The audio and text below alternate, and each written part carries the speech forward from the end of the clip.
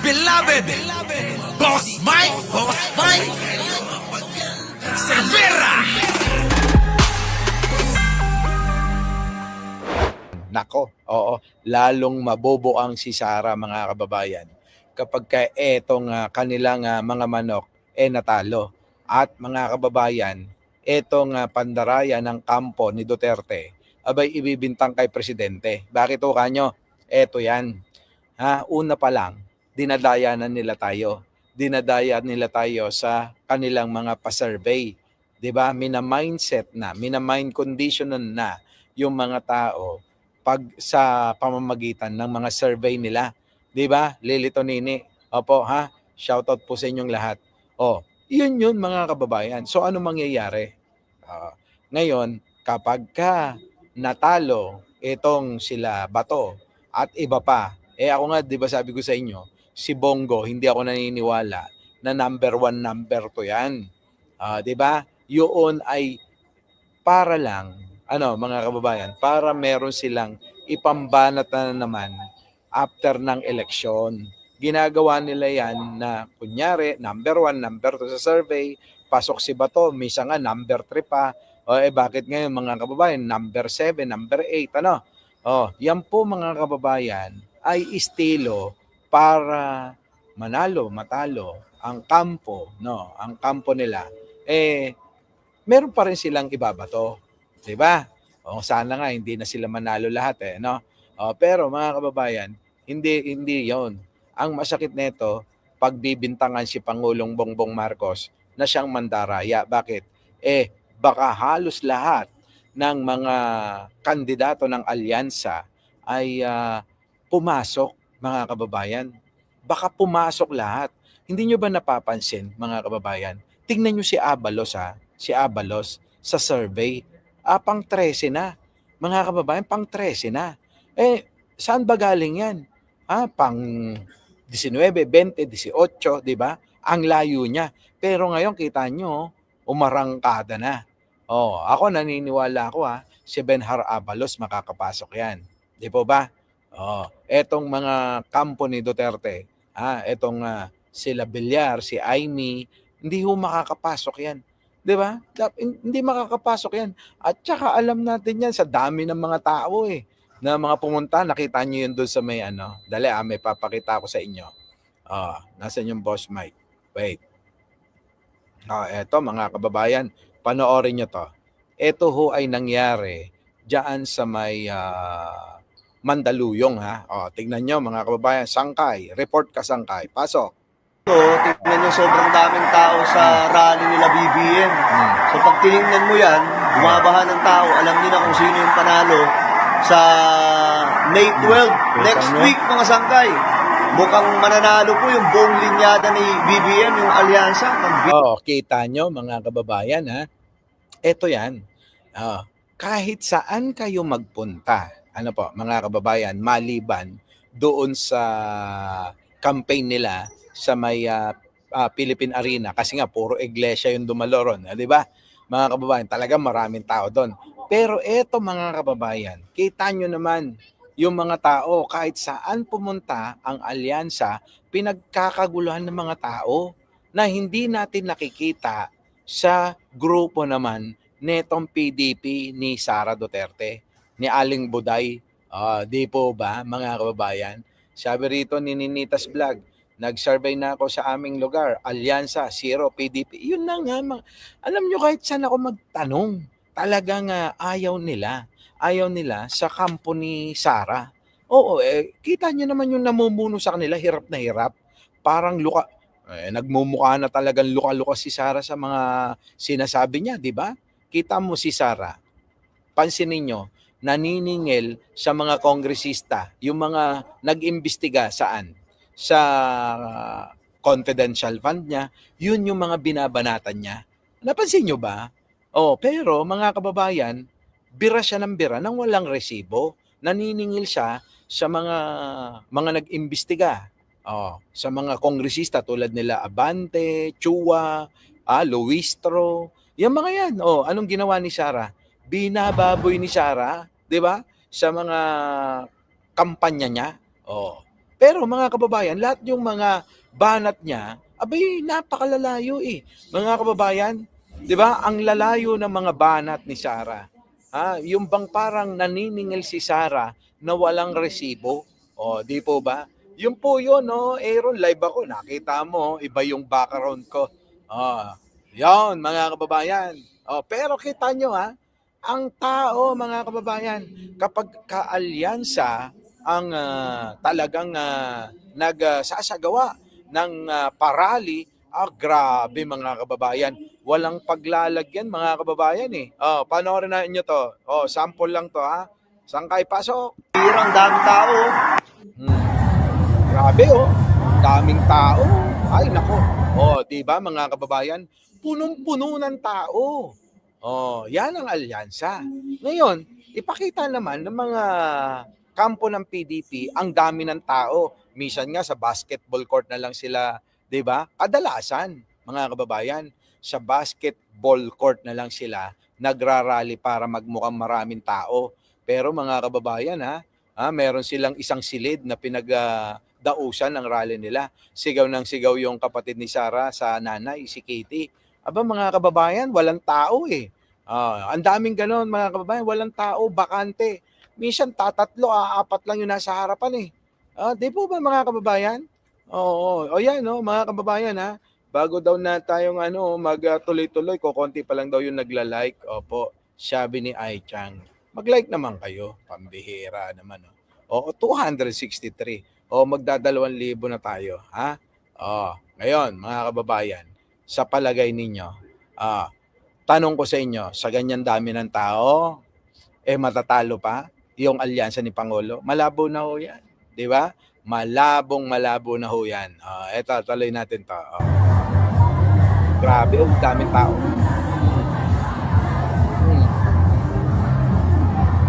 Namarpar. Namarpar ng tao, mga kababayan.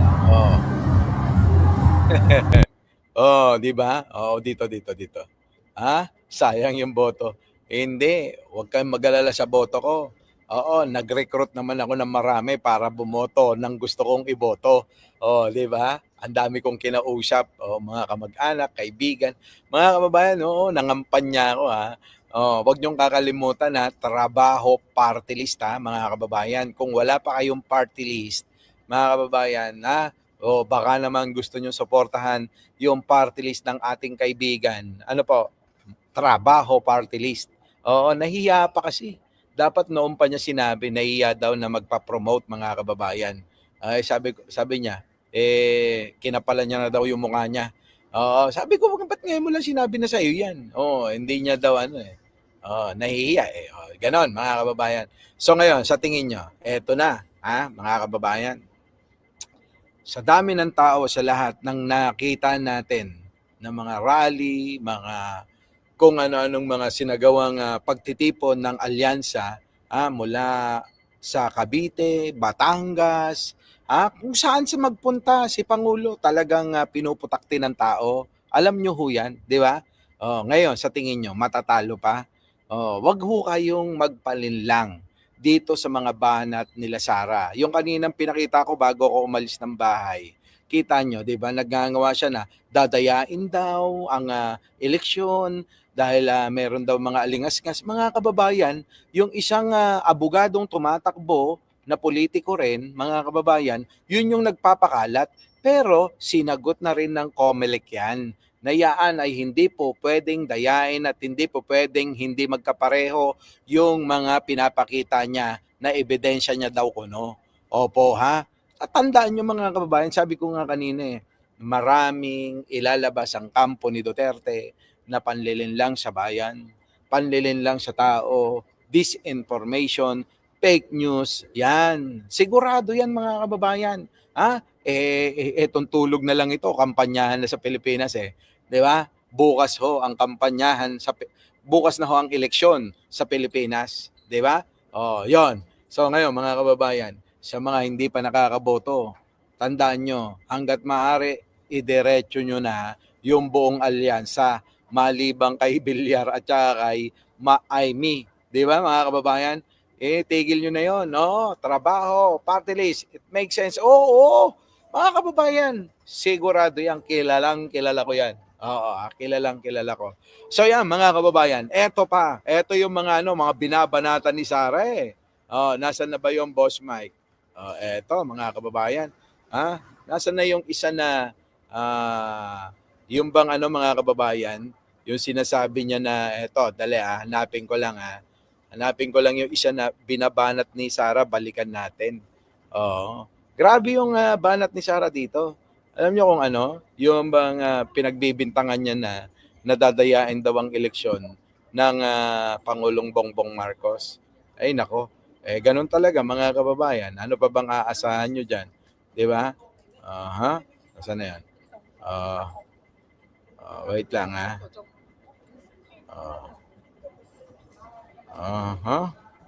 Nasaan na? Nasaan ka na? Dali.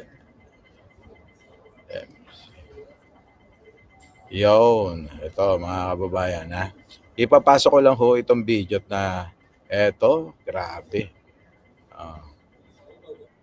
Ayan. Yun. Dali. Ito na mga kababayan. Nakuha ko na. Eto mga kababayan panoorin nyo to. Dahil eto mga kababayan, eto yung nabitin tayo kanina eh. Oo, gusto ko tong diinan ng reaction mga kababayan. Etong banat ni Sara na to eh. Parang gago lang eh mga kababayan eh. To. May mga ulat at bulong-bulungan. Yan. At bulong-bulungan na may mga Eto mga kababayan, pansinin nyo, etong banat ni Sara.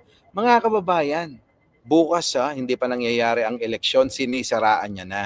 Ano pa kaya ang aasahan natin sa kanya kung ang eleksyon na parating pa lang bukas ay sinisiraan na? Eto, panoorin natin mga kababayan yung sinabi. Pasok, bitin kanina to eh.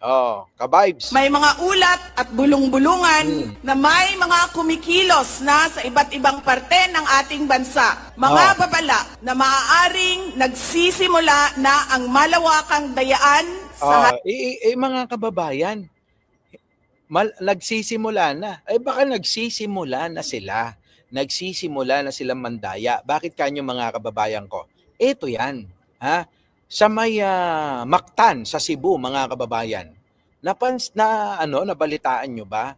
Yung milyon-milyon mga kababayan, cold cash mga kababayan. Dala-dala ng mga incheck, 'di ba? Dala-dala ng mga Chinese. Ngayon, ang tanong, sino po ang mga malalapit sa Chinese? Si Pangulong Bongbong Marcos ba? O etong sila Sara? Sige mga kababayan, pakisagot. Sino ho? Ayan 40 million cash, sabi ni Aaron. Ngayon, sino ang may dala? Mga Chinese, Melby, Jojo Chavez, Aaron, Pinay in Norway. Sino ho may dala? Mga Chinese. Cold cash ang lalakas ng loob mga kababayan. Sa tingin ninyo saan gagamitin yan? Saan gagamitin? Mga kababayan, ipambibili ng boto yan.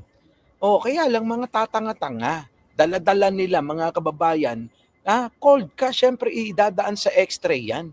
Siguro mga kababayan, tinimbrihan o meron silang kasabwat doon sa airport or dyan sa may Mactan. Kaso, nabulelyaso pa rin mga kababayan. Yan po yan eh. Ako naniniwala ako kagagawan ng kampo ni Sara Duterte yan, ni Aling Buday.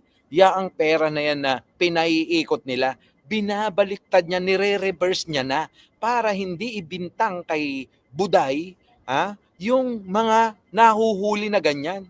Ganun ho yan mga kababayan eh. Napakasimple lang. Yung style ni Sara, pang bata lang yung estilo mga kababayan eh. Napakadali lang na mabuking, napakadali lang basahin yung style ni Sara. Aminin nyo, mas magaling talaga yung ama. Totoo yan. Pero etong si Sara, yung diskarte niya, pambata mga kababayan eh. Napakadaling basahin eh. Di po ba? Napakadaling basahin. Tama? Yun po yun. Sana binigay na lang sa atin. Yun na nga eh. Pero mo 40 million. Cold cash. Nakamaleta. Oh, anong gagawin doon? Ano yun? Oh, sa tingin ninyo, tapos puro mga Chinese pa yung mga may dala. Kita nyo, mga kababayan? Shoutout po sa lahat ng mga bagong dating. Huwag nyo hong kakalimutan na mag-like, mag-share, at mag-subscribe. Ano po?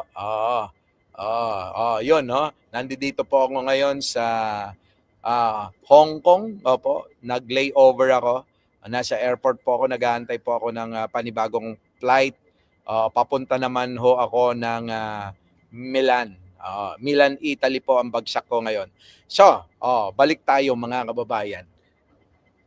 Nakuha nyo ba yung ibig ko sabihin?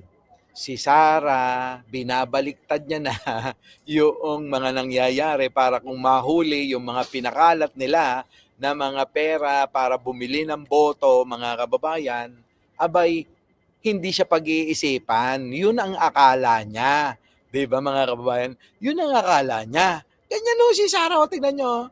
Naninira na sa eleksyon, mga kababayan, stress na ho eh. Sobrang stress na ni Sarah. Oo, bakit? Kailangan nilang gawin yan, mga kababayan, na maipanalo yung ilang mga kandidato niya. Dahil sigurado, mga kababayan, etong si Sarah, kapag hindi nanalo yung ilan niyang manok sa pagkasenador, sigurado tanggal ito sa pwesto. Yun ang ayaw nilang mangyari. Sapagkat mga kababayan, tingnan nyo naman kung ano mangyayari. Mawawalan na sa pwesto, mawawalan na karera mga Duterte. Pero minsan isipin nyo mukhang natutuwa si Bongo ng ganon Di ba? Mukhang natutuwa si Bongo ng ganon. Our beloved Boss Mike Cervera.